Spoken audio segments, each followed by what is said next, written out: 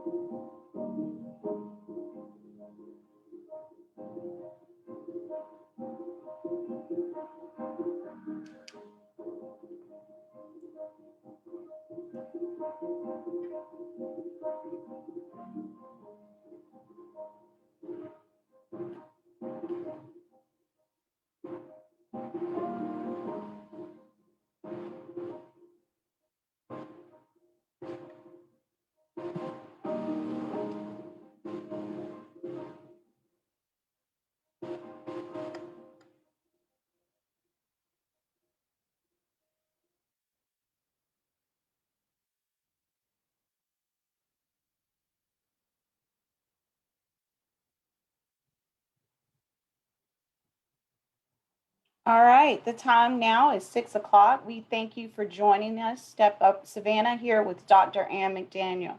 Thank you for getting registered, and we know people will be coming in as we begin our presentation tonight on compassion and action, finding your balance, managing your stress, and maintaining your resilience. I think that all of us need to hear how to do that now that we're coming out of we're still in the pandemic.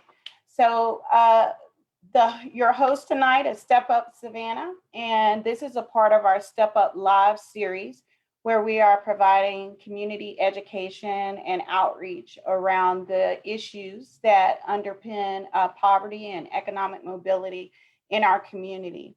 Our featured guest tonight is Dr. Ann Mcdaniel, but Step Up Savannah is located at 428 Bull Street. We're in the United Way building in Suite 208. You can also check us out on all social media platforms and at www.stepupsavannah.org.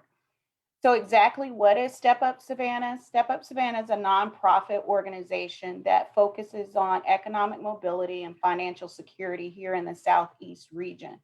We operate as both an advocate, a convener, a collaborator, and a capacity builder to address the complicated issues around persistent poverty in the Savannah-Chatham area.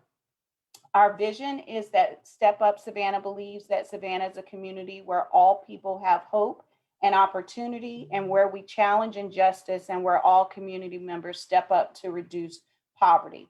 Here at Step Up, we believe that hope is more than a warm and fuzzy feeling, that it is actually a confident expectation of a favorable outcome, and that opportunity has to be more than access. That access alone is not opportunity. And so we work to build programming and bridging capital across our social safety net and our community that makes hope and opportunity possible.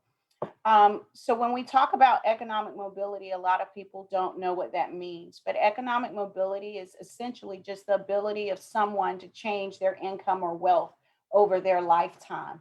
And it's measured primarily by income. And it, again, that time span is either an individual person's lifetime or over a generation of a family. And it includes the opportunity for children who are born into poverty to be able to have the chance to break out of that cycle of poverty. The primary predictors of economic mobility are education and location. And when we say location and they say that location matters, it does. It's location, location, location. So what does that look like here in Savannah? So here in Savannah, our asset poverty rate is about almost 36%. And asset poverty means that someone doesn't have sufficient net worth to cover their expenses 3 months or in case of emergency without any income, and that they have no durable assets. And durable assets are those things such as savings account, 401k, a home, things like that. And so here in Savannah, about 36%, that's a third of our community, over a third of our community, are asset poor.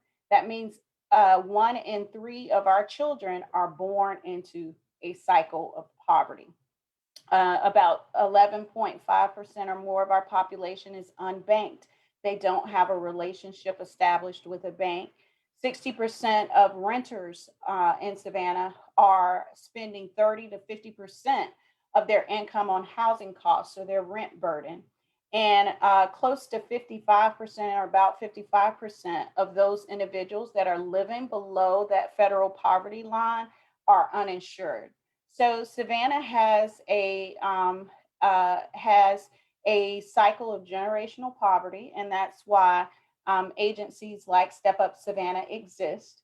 And we are not only, a capacity builder, we're also a part of the social safety net, in that we provide some direct service programs that serve all of the families that would be and individuals that are a part of those statistics. And so, why would you ask? Why would we be hosting a webinar around compassion fatigue if we're focused on poverty?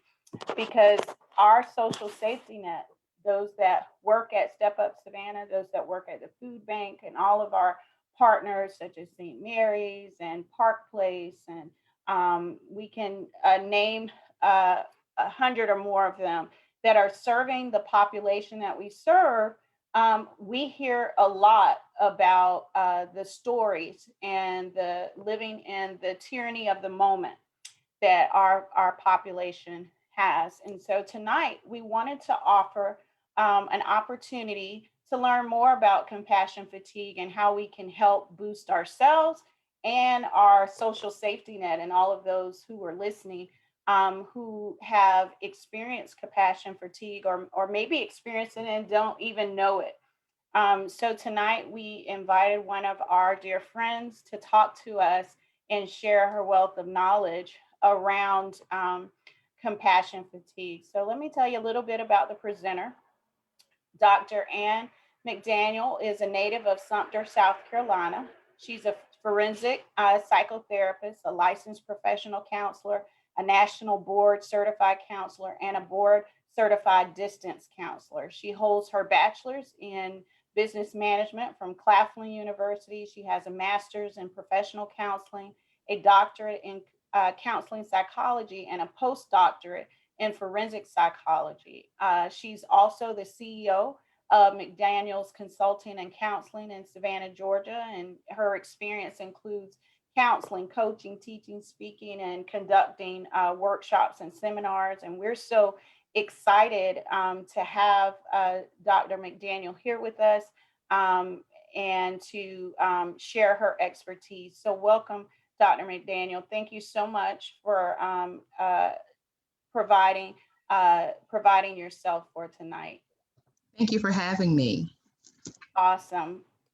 So, Dr. McDaniel, when everyone has a story, each one of us, no matter whether we are a practitioner or an individual, a family, we all come with our own story that oftentimes informs how we interact with the rest of the world, whether it's in our workplace, our home space, and in our other relationships.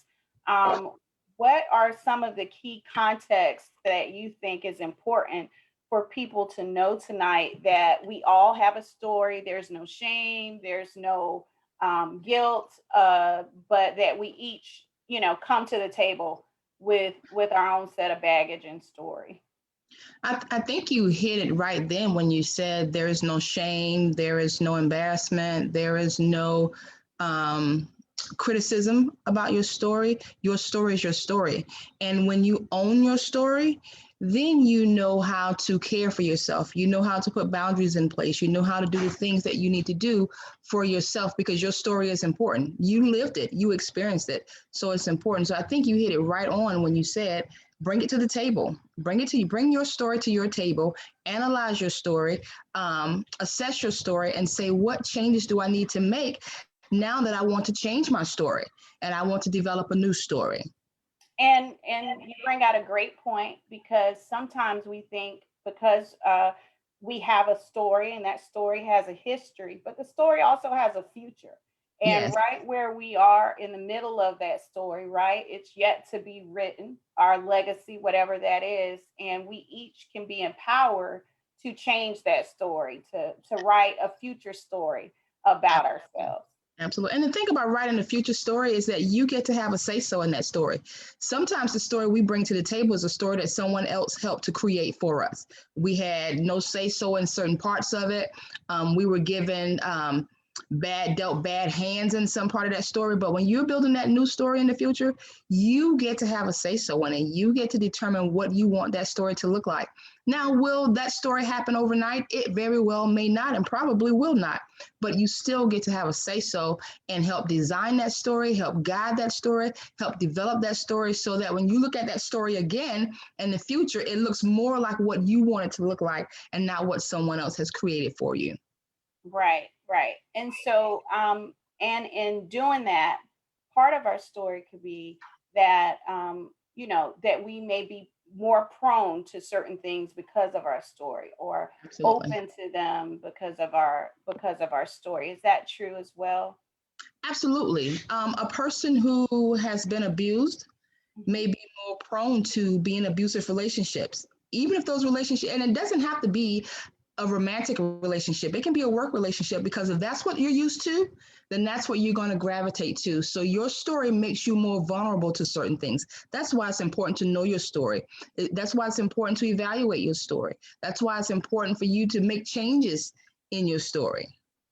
And as those of us who are practitioners or providers, those of us who are serving the public, we're hit with those stories, right? So we have those stories coming to us, and then we are bringing our story to that situation. So would you Mhm. say that it's even more important as a provider or a case manager or as a coordinator to understand your story so that when others are bringing or you're confronted with someone else's story, you can Mhm. better manage it? Absolutely, absolutely. The one thing when in the helping profession, you want to be able to help people from their place of need and not your place of need. But if you have not dealt with your need, you're likely to infiltrate their story with your story, which is very unhealthy. It's unhealthy for you, and it's unhealthy for the person that you're trying to help. That's why it's important. You're right. Know your story. Know your story. Right. So let's start tonight by talking about compassion fatigue. What is compassion fatigue? Dr. Figley says compassion fatigue has been described as the cost of caring for others and emotional pain. Mhm. Can you elaborate a little bit more on, on what compassion fatigue is? Compassion fatigue is physical, emotional, and psychological exhaustion. Simply, you are physically, emotionally, and psychologically tired. To keep it simple, you're just tired. And I like that it puts the physical and the emotional and the psychological together, because what I often tell people who are experiencing compassion fatigue is that likely you are more mentally tired than you are physically tired. And when that happens, when your mental is tired, your body follows and it has nothing to give. And so you have to know your symptoms. You have to know when your body is telling you, okay, I've had enough. You need to know when your mind is saying, I need a break. I need time to Your mind actually needs space to do nothing. To not think, to not solve a problem, to not fix anything, to not help anybody, to just be still, because that's the point where you detox. And sometimes in the helping profession, we become fatigued because we become addicted to helping. Mhm. We become addicted to being needed. We like to be needed. And so when our bodies are saying, hey, I'm tired, we are so addicted to being needed that we don't listen to our bodies. Therefore, we move into the fatigue part. And a lot of times that fatigue translates into our family life and to other areas of our lives. And so, Dr. McDaniel, also, for me, for example, I'm a high performer. I have a high performing personality. That's how I'm wired. So a lot of times those who are high performing, you click go because that's what you do. Mm-hmm. You don't give yourself the bandwidth to Mm-hmm. say, stop, caution, Mm-hmm. like there's not that. It's the go, go, go, go, go. So what Mm-hmm. would you say to people who may have my personality type? How would we be able to determine, like what are the symptoms? How do I know I have it? Because you're a go, go, go person. Yeah. One of the things you can do is assess your accomplishments. Mhm. Are they really accomplishments, or are they things that's happening because you need them to happen? And Mhm. there's a difference. When I accomplish something, there's meaning to it. It's Right. for a purpose. When I do things just to make it happen, it's just there. It's not really benefiting me a whole lot or the people I'm trying to help a whole lot. The one thing people with, you know, the type A personalities who are go-getters, who are achievers, give yourself permission to achieve the other way. Right. So not only do I need to achieve so that it can be something that I'm doing and it's tangible and everybody else can see it, but I need to achieve in the fact that I take care of myself. I Right. need to be just as good at achieving things for myself as I need to be in achieving things for other people. So the thing would be that everything works better once it's unplugged and then and then plugged back in. Absolutely. That Absolutely. you can usually get a restart by unplugging and downloading. You need to give yourself permission for that. Because one Absolutely. of the things that early on, I have to be intentional, and I'm sure people who are listening who are case managers and program managers and those and the like would say, for me, one of the things that when I'm on vacation, sometimes I'm thinking, hey, I feel like my mind's clearer, and now I can create a 12-page task list, right, Mhm, of all the mhm, things I need to do versus being intentional about that. mhm. So how do I know that I have, that it's fatigue and not burnout? Like what's the difference between me finding that from either a high achiever standpoint or a helper standpoint, or just the mom that's listening in tonight? How do I know I'm just not burnout versus compassion For fatigue? the most part, when we get to a place of burnout, burnout infiltrates our home life and things we love. So when the things I love to do and the people I love to serve, when I start to experience that feeling of aggravation or resentment, or you're getting on my nerve type things with people that your family, you go Mhm. home to take care of your children, or your husband. When you start to feel like those things are burdensome to you, you're probably at burnout. When Wow. you when you love to do your job Mhm. and you start to complain when it's time to go to work, you're probably at a place of burnout. So I always say test your love factor. If your love factor is affected, then you're probably at burnout. And that's one of the quickest way to test it. Okay, so my love factor, would it be just not just my love of work, but my love of family, my Mm-hmm. love of, if I have a social activity that I usually would like to do and Absolutely. now it's a burden, or, Mm-hmm. whether it could be church, it could be the social club or sorority, fraternity, anything like that. Anything like that, test your love factor. Normally, when you're burnt out, you don't want to do anything. You don't want to be bothered. When on the norm, you would love to do those things. You look for reasons to do those things. Now you look for reasons not to do those things. So when you find yourself in that place, you know you're probably at burnout. Burnout usually cuts everything off. It shuts everything down. And can you also give us maybe another example? Will it show in my physicality, as you mentioned, in terms of physical um, symptoms or? Yes. And these are things we normally don't pay attention to. Mhm. I don't know how many of you watch your posture. Are you upright or do you tend to lean over? And that's one way I can tell that I'm burnout. I tend to do this a lot. So I'll slumping, and I'm trying, and when you lean, you're trying to find a brace on something.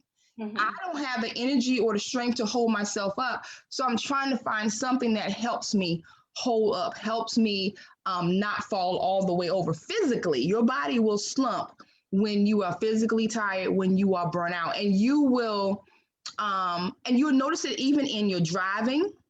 You will notice it sitting at your desk. You will notice it walking. You will notice your body is not in that state of confidence and support that you need it to be when you're at a place of burnout. And when you're moving in that direction, you don't have to get all the way to burnout to recognize it. You can start recognizing it as it's coming on you. Also, would you say maybe some symptoms of compassion fatigue? Because compassion fatigue could lead to burnout, right? It could lead to burnout. What are some of the other symptoms that you might want to highlight that we typically aren't, tuned into with a compassion fatigue? How would I diagnose myself, or Mhm. maybe a a coworker or someone that I could help notice the signs? If you're a person who normally does not have headaches, Hmm. and you start to have headaches, that could very well be a sign. Physical symptoms in your body, like maybe your leg starts to hurt, or your arm starts to hurt and you know that there's nothing wrong with you, that could be a sign of burnout or compassion fatigue, because your what's happening is your body is recognizing the need in a particular area. And so it goes to that area, and that's where the pain is, or the discomfort, or whatever is happening. And so that could be your legs, that could be your arms, that could be your back, even your stomach. You know, cortisol, the stress in your stomach. So now you're having stomach pains. You're having, you're noticing that your bowel movements may either stop or increase. It's just not your normal. That can be a sign of burnout and compassion fatigue. So your body gives you a lot of physical symptoms. Another thing is heart racing. You notice your heart races a lot. And that's not a norm. That could be a sign of burnout. Your body is saying, you know, I'm trying to adjust. You're giving me too much, and I'm trying to adjust to it. And so those are some symptoms that you can pay attention to. Could sleeplessness and anxiety also be Absolutely. associated with it? And you know, it can go either way. It can be sleeplessness or too much sleep. Mhm. You can't get enough. I know I slept 8 hours and I'm still tired. I still need more sleep. So it can go either way. So, can you tell us, is there is a difference between compassion fatigue and burnout, total burnout, but there's also a difference between maybe compassion fatigue and trauma. So, I could have had a trauma that I'm, maybe associating, like I said, that's a part of my story that I Mhm. really haven't dealt with. So can you talk just a little bit about trauma and how it can influence compassion fatigue, but that it's still different than compassion fatigue?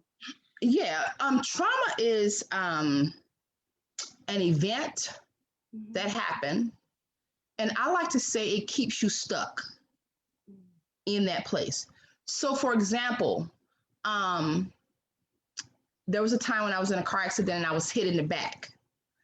It might seem small, you know, it wasn't a major hit, you know, my car wasn't total, but it was a hit nonetheless, and it was unexpected.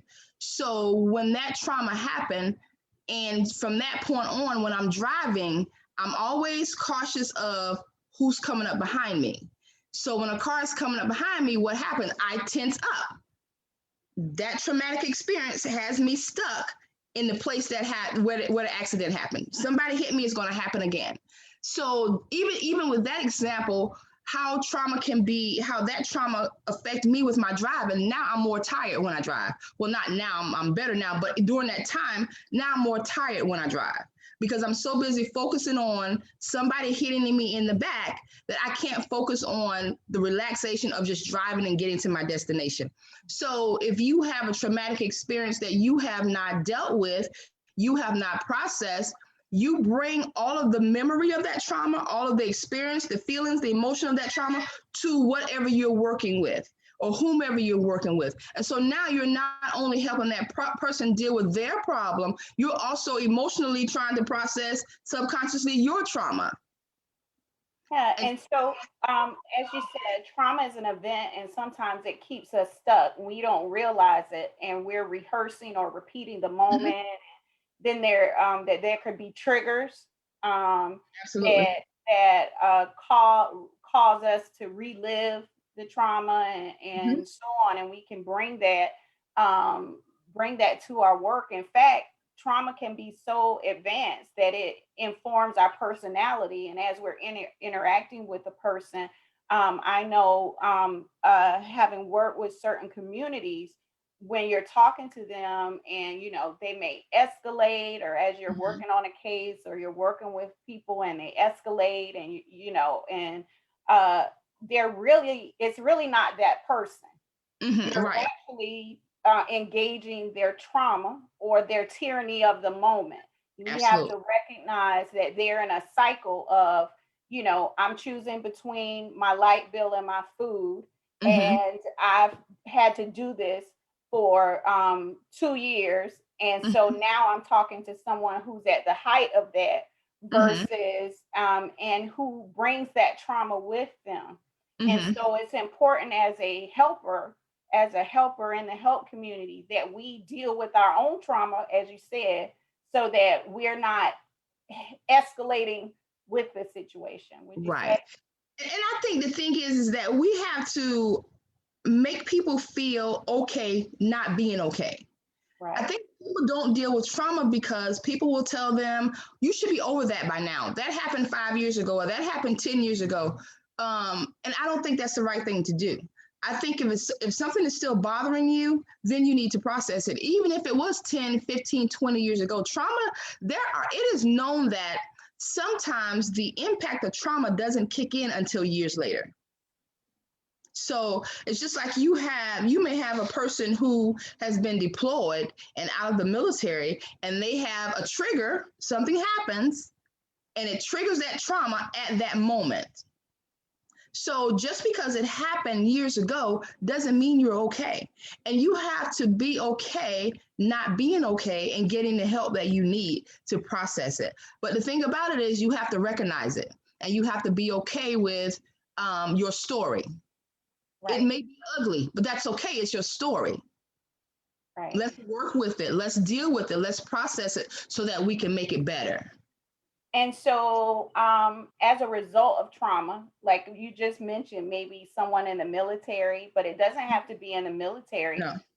the accident or adverse childhood experience, Mm-hmm. or, and because of the way we're wired, what's a trauma to you may not be a trauma to me. Absolutely. And so I have to be open when someone says this was traumatic or hurt me in a certain way or created something in me. I have to be open to that. Sometimes we can't, because compassion just isn't empathy or sympathy alone, right? Right. Compassion has to do with the ability to recognize a need, but also extend oneself to relieve the need of another. Right. And so in so doing, I have to be able to recognize perhaps PTSD or post traumatic stress disorder as a helper, in myself and maybe even in my clients or my Mm-hmm. or those that I'm serving. Mm-hmm. I think one of the things that go along with recognizing it is not being judgmental, not trying to judge the experience or Mhm. the event, um, to say what it should be for that person, but rather saying to that person it's okay. What part of this is still bothering you? What part of this would you like to change? What's going on that's still impacting your life in a way that you're not okay with? And not trying to make it be like we think it should be, because sometimes in the helping profession, we have an idea of what it should look like. And so that's what we try to make it for other people, what we think it should look like. And that's so unfair because, like you say, what may be traumatic for me may not be traumatic for you. Or even on the same level, it may be traumatic for both of us, but maybe more traumatic for me than it was for you. So you don't get to tell me that it needs to look like this for me. You, as a helper, you get to help me identify what I need and how I need it to look for myself and how I need to deal with that trauma. And so, we talked about what compassion fatigue is and how it differs from trauma, burnout, or PTSD. So I may have some indications about what it looks like for myself, but how would I be able to, as a helper or maybe a manager or an individual or someone in my family, how would I be able to recognize it so that I could perhaps extend some help to them in some way? I will say this. Sometimes recognizing it is not easy. Mhm. But when you notice, for the most part, we tend to notice something is not right. That's what we'll say. Mhm. Something is not right. Trust your something is not right. And when you have that something is not right, you have to be creative about getting help for that person and don't try to diagnose it. Don't try to pinpoint it all the way out to say this is what it is. Don't try to fix it for them. The moment you feel something is not right, use your resources to see how can you get help for that person beyond your scope. Okay. Okay. And so, uh, when you say get resources, and we talked about a little bit in, you pointed to resiliency, right? And I think sometimes in today's language or today's discussions, we have so many conversations and information. We have almost information overload, right? And we characterize resiliency a certain way.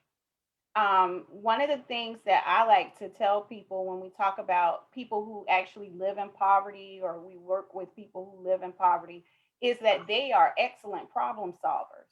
And Hmm. we discount them when we don't engage them in the process of empowering themselves, right? That we can share our tools, but that it's not necessarily our responsibility to do it for them, right? Hmm. And so there's two components to resiliency. And I think one of the most primary things is because sometimes when we think about resiliency, we think about it in a way that says, I went through this and I should come out better on the other side. But Hmm. resiliency can also mean that I went through this and I survived. I'm Absolutely. intact. And that's important because if we only measure it by how much we grew, or how, Hmm. then we are discounting ourselves that we survived. And sometimes we just need to pause and Hmm. celebrate surviving, um, Absolutely. um, as opposed to thriving only. So Hmm. can you discuss resiliency, that just what resiliency is, what it looks like for a helper, and maybe those who we help? I think, Alicia, that resiliency is going to be different for each person. And I think you said earlier about how we say you go through this and you should come out better on the other side. But what does better look like? Right. Who gets to define better? And so we have to be careful with using terms that are so general that we make people feel like something is wrong. I'm bad because I don't look like this, or I'm bad because it didn't happen like this for me. And so when people think that because I don't look like this or it didn't happen like this for me, they tend not to embrace the accomplishments of what did happen for them. Like you say, the fact that I survived, you know, I lost everything, but I'm still here. I can still find a job. I can still regroup. But, if that person thinks, okay, I lost everything, but I haven't gotten a car back yet. I'm still riding the bus. And, they say by now I should be doing this and by now I should have that. Now we've just caused that person to lose a whole lot of important information about themselves that they need to be resilient, because resiliency comes as we build on our accomplishments. Okay. As we take the fact that, okay, I made it to day one. Guess what I can do? I can make it to day two. And then now I can make it to day three. And now I'm becoming even more resilient as I go along. But if I discount the fact that I made it and make it not as important the fact that I made it and I have this, then we cause people to lose important time, important information, important accomplishments, and thus the resiliency becomes less and less. Right. And because I think, like I said, we are so bombarded with so many different images of success, and there's a picture out there, that and it's good on one side of the coin that, hey, this celebrity may have experienced the same trauma that I did, but and whether that's abuse and poverty, or some sort of like I said, some sort of abuse. But the reality is, everybody's not going to be Oprah. Absolutely. Everybody is not going to be Iyanla Van Zandt, right? And and as she says, we all have to do our work. And so resiliency is important, but it's important on your level, On your level. Mm-hmm. like you described. So, and I think it's also important to note, if you can elaborate a little bit, that resiliency also includes a positive outlook. Like I said, that hope, that confident expectation of a favorable outcome. That Mm-hmm.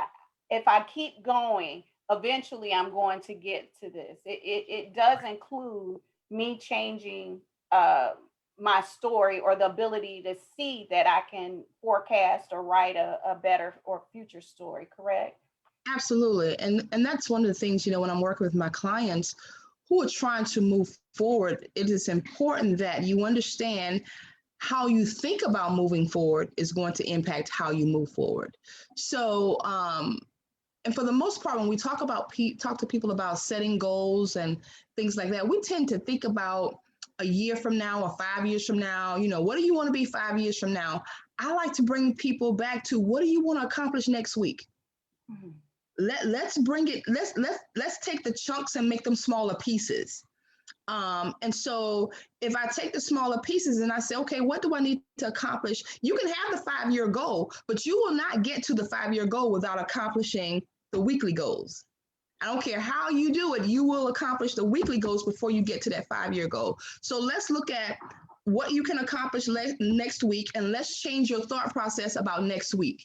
And so when we change your thought process about next week, then when the next week comes, okay, we can change your thought process about that. And before you know it, we've changed your thought process for a month, and then a month turns into 2 months, and then eventually the months turn into the year that you want to get to. So changing that thought process on smaller levels in smaller amounts of time will help you build that resiliency as well, because there's just something in us when it's like the feel good endorphins. When we accomplish something, it makes you feel good. You want more of it, but you Right. need to do it in the smaller pieces.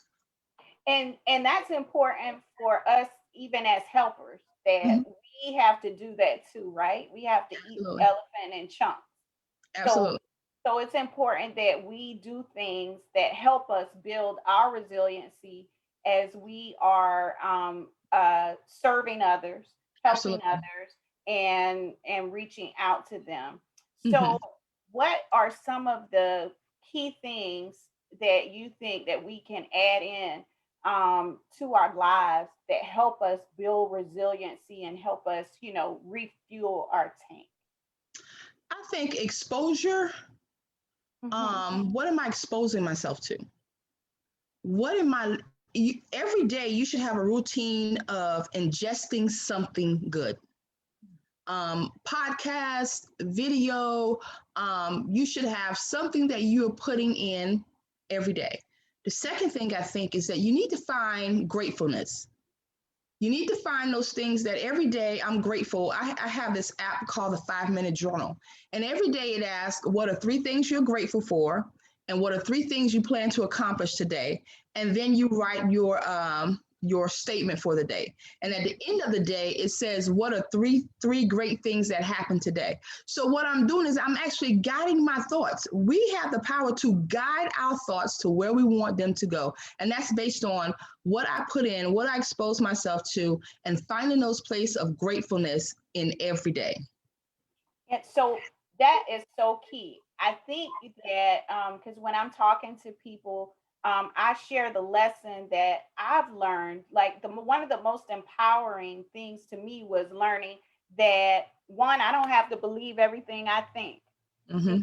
because they can come from multiple sources, or from, like I said, those adverse experiences, or Mm-hmm. those that I actually am empowered to take control over my thoughts, um, Absolutely.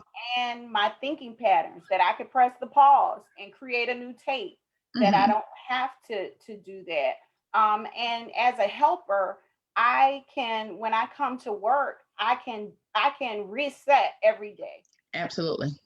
Absolutely. You can reset every day. And, the thing about it is, I tell my clients, we can't control the thoughts that come. We can't stop them from coming, but we definitely have control when they come of what we do with them. I can either choose to think on this thought and repeat it over and over in my mind and allow that thought to grow and magnify and then thus dictate my emotions, my mood, my behavior, or I can challenge that thought. And I can challenge that thought, but when I challenge that thought, I need to replace it with another thought. Right. I need to tell my mind, you're not going to think about this. This is what we're going to think about, and guide that thought in the direction that I want it to go. And here's one of the most powerful things that I do with my clients is Tell your thought to stop. Actually say the word stop when you're thinking a thought you don't want to. Your mind is going to stop thinking because now it wants to focus on what you're saying. And when you do that, you transition, you give it something to think about. Now your mind is going to start to think. Now you may have to do it 2 or 3 times, but hey, whatever it takes to get your thoughts in the direction you want them to go, you have that power to change that. Right. And so some of the things that, that I've learned that I share even when coaching or what have you is that our feelings are indicators. They are Mm-hmm. not dictators. And Absolutely. usually if I follow my feelings back to the origination, it started with a thought. Mm-hmm. So my mental and emotional state will be guided by what I thought first Mm-hmm. Mm-hmm. before I ever have a feeling to attach to it. Right. And Absolutely. that I can feel something and not act on it Absolutely. or not even believe it. Mm-hmm. That, because again, my thought or my premise may be faulty. Mm-hmm. It's the thing that, when we say things like all of them or Right. those people, Mm-hmm. we are making these larger generalizations Yeah. about people. And as helpers, we can get caught into that, right? We Right. can say they always, Mm-hmm. whenever they call, this is going to be, or this is how my day is going to be because I Mm-hmm. have this many appointments and I Mm-hmm. know I'm going to face that. So, is that something that we too can put the pause button on as well? Those Absolutely. faulty premises and generalizations about the people that we're helping. Yeah, absolutely. I call it resort thinking, all inclusive. Everything's in there. And so you have to challenge it. And for the most part, we know how we tend to think. At this point in life, we kind of know how we tend to think about people based on our experiences, and sometimes our thoughts are not based on our experiences. They're based on other people's experiences that we've heard about. And we choose to own their experiences and make them our thought processes. So, but you have to challenge them and you have to be willing to tell yourself you're wrong for thinking that. Mhm. You know, let's think differently. How can we think about this in a more mature way? How can we think about this in a healthier way? How can I think about this in a way that's going to grow me, challenge me, change me? But you have to be open to that challenge and that change part. We want the growth, but we don't want the challenge and the change. But you can't get the growth without being challenged and without changing. So you have to start. It starts with your thoughts. It starts with challenging those thoughts. And some of our thoughts we've been thinking for years because mom told us or grandmom told us, and those are not right thoughts. And we have to be willing to challenge them and say, okay, there's a different way to think about this. And would you also say, Dr. McDaniel, that it is possible as a helper, if we take the opportunity to pause, that we often can learn from those that we're helping. And sometimes we can get ourselves in a cycle of compassion fatigue because we're always running to the front line with a solution. And Absolutely. we're not open to the fact that, this person, this case I'm working on, or this individual that Mhm. I'm helping intervene in their story, that they may have something that they can teach me.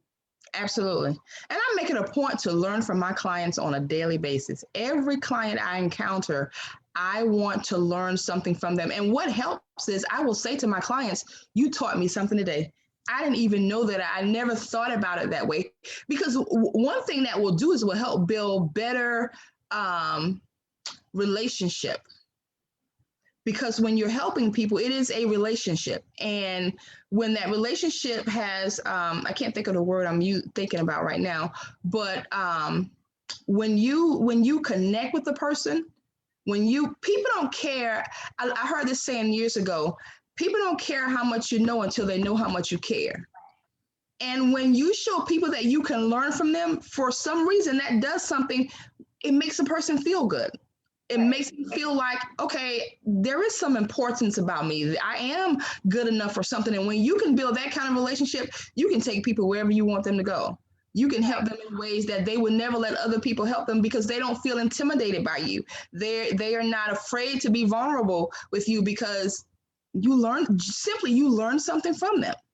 Right. And so we don't always, if we think of ourselves more as collaborators than helpers, that I'm entering this person's story as not I'm not on center stage, right? I'm not the primary actor, and I'm not the center attraction.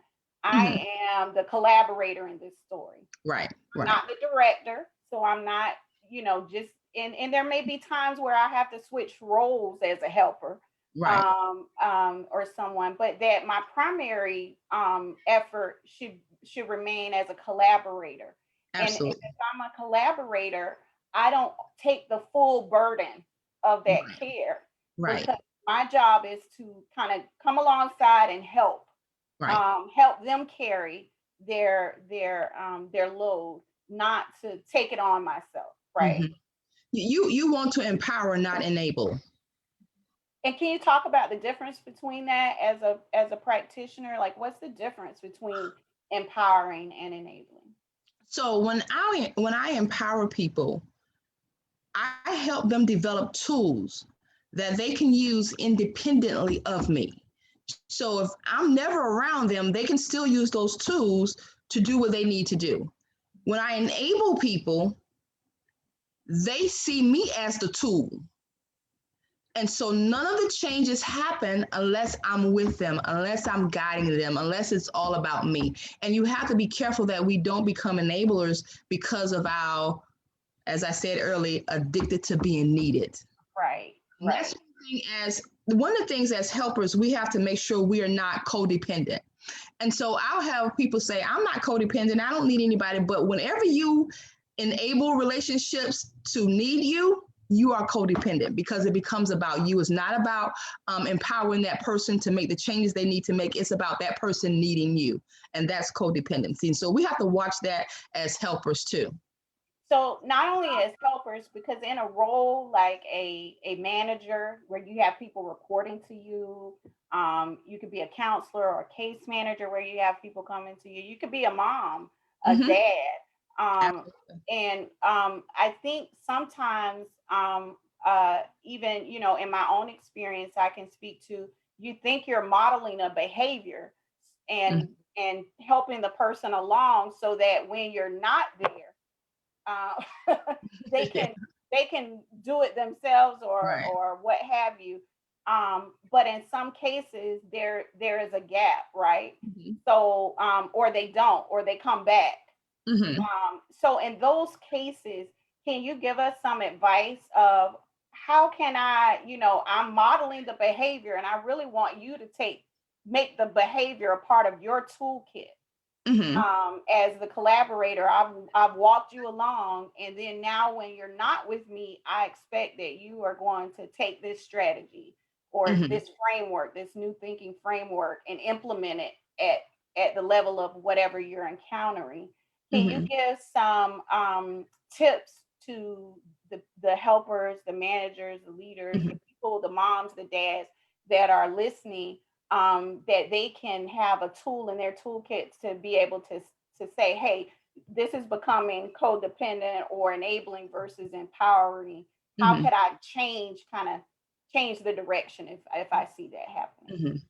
I think one of the things you do, and I do this with my clients as well, if I recognize that they're okay, you're not using the tools and they bring the problem back to me. Right. Now we're going to walk back through that problem and you're going to tell me how you could have applied that too, because that can be a problem too. I know the tools, I have the tools, but I don't know how to use them.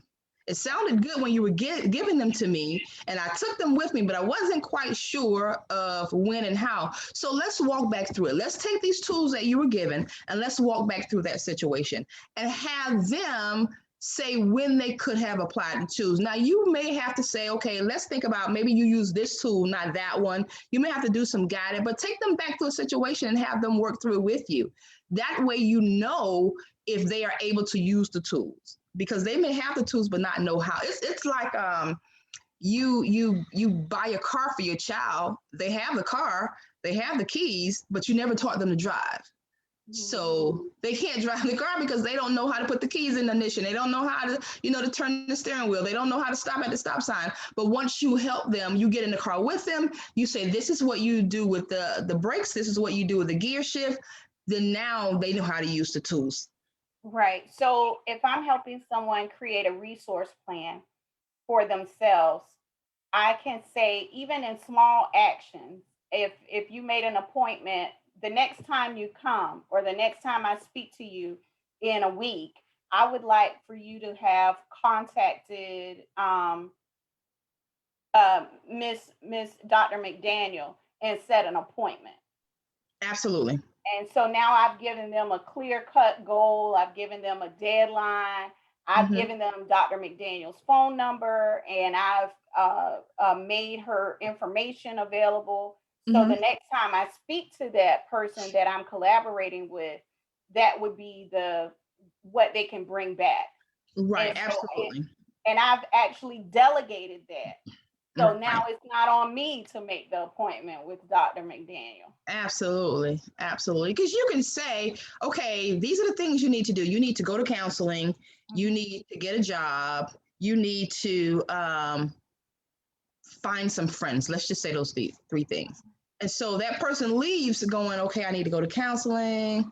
How do I go to counseling? Where do I start? Who do I call? But if you say, here's a list of 3 counselors, you need to make sure you call one of these counselors. Here's a list of 4 jobs.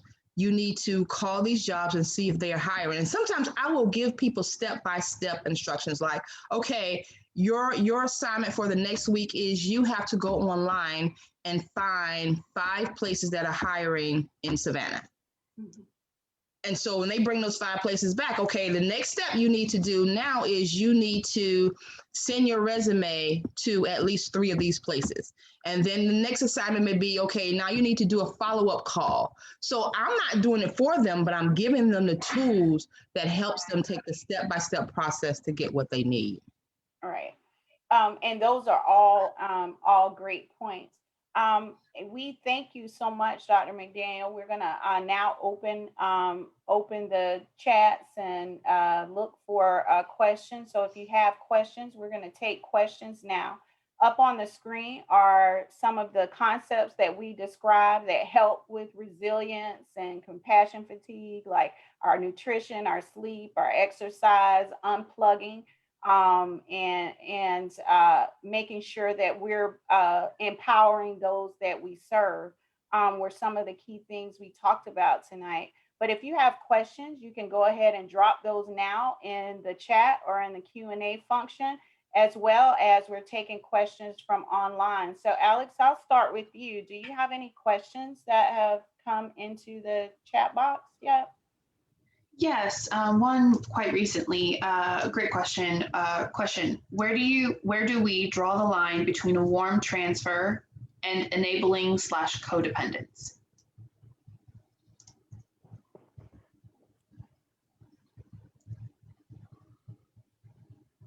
I'm sorry, Dr. McDaniel, did you hear the question? I did. Where do we draw the line between a warm transfer and enabling / codependence? The difference is a warm transfer is when you give people the tools and you allow them to use them. Enabling is when you give people the tools and you use them for them. So transfer would be, I give you a fishing rod, I give you bait, and you throw it in the water and catch the fish. Enabling is, I show you the rod, I show you the bait, and I throw it in the water and catch the fish for you. And you don't ever get to experience casting the rod yourself. Did that answer your question? We can get, if Kimberly wants to drop an answer to that question or to the question that was off of that question in the chat, let us know if you'd like any more information, Kimberly. Let me see if we have another question or just a comment here. Just a few comments. We have a comment saying this dialogue is phenomenal. Another one saying this information provided tonight was eye-opening. They suspect that they were experiencing burnout and compassion fatigue, but this conversation confirmed their suspicion. And they felt like it was a wake-up call, and thank you. Awesome. I have no other questions or comments at this time. Okay. Kayla, did we get any on social media? Any comments or questions? So I'm not seeing anything at this time. Okay. All right. Well, we are coming close to our hour now. And Dr. McDaniel, can you talk about the services you offer and how someone might get in touch with you if they would like to sign up or make an appointment for counseling? Yes, so we take almost all major insurances as well as EAP, that's the Employee Assistance Program. Most of your jobs will have that. You will just need to go to your human resources and ask who is your EAP provider. They offer 3 to 5 sessions that are free that you don't have to use your insurance. And then after that, you move to using your insurance and making your copay. But we have individual counseling, we have family counseling, marriage counseling, relationship counseling. So sometimes let me explain that because people want to know what's the difference. So family counseling is if you need counseling with your children, maybe your mother, your siblings, that's family counseling. Marriage counseling, of course, is if you are in a relationship and the two of you are married. Relationship counseling is if you're in a relationship but you're not married. You may be engaged or you may just be dating. We also do forensic evaluations. Those are more on the corporate level for agencies who would like to have people evaluated. Most of the time if they're committed a crime, but occasionally in other instances like fitness for duty type evaluations and mental health evaluations. Some people's their jobs, or if they're going through a divorce and a custody battle, they would need a mental health evaluation. So those are some of the things that we do in our office. Feel free to contact us at area code 912-349-0030. That's 912-349-0030.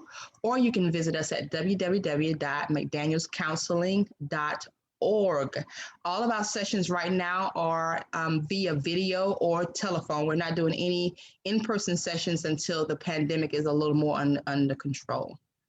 But the virtual setting does allow for people who may be compromised by transportation or other issues. So it is flexible there.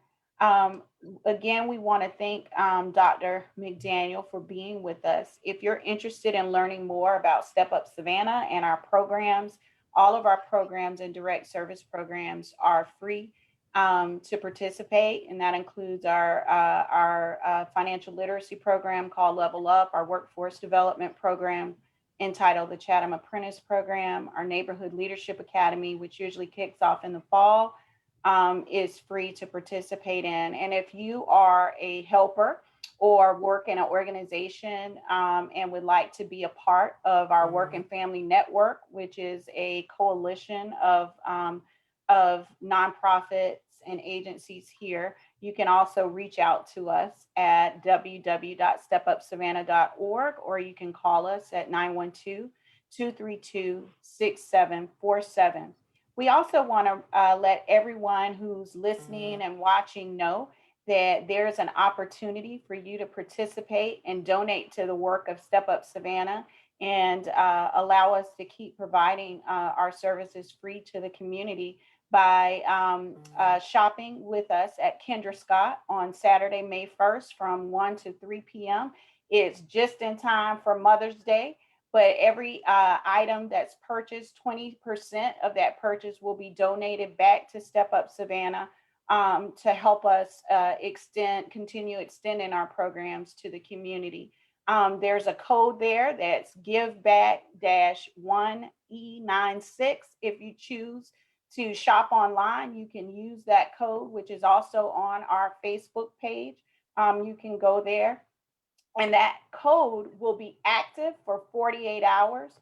but it can't not be combined with any other offers. So we hope to see you there at Kinder Scott on May 1st from 1 to 3. And again, we thank you so much for joining us today.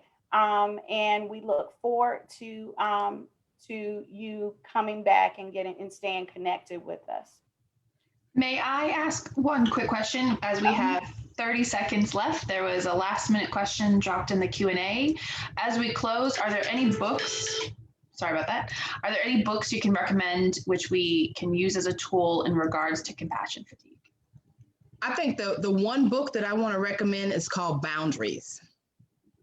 In dealing with compassion fatigue, we have to learn to set boundaries. And if you can start reading that book, that's a great beginner book to overcoming compassion fatigue, learning to set boundaries. Awesome. Well, again, thank you, Dr. McDaniel. We so appreciate your time. We know that it is valuable, and we thank you for sharing with us on this evening, not only for our community, but for our partners and collaborators who are all out on the front lines helping the community. So thank you once again for your time. We so appreciate it. My pleasure. Thank you for having me.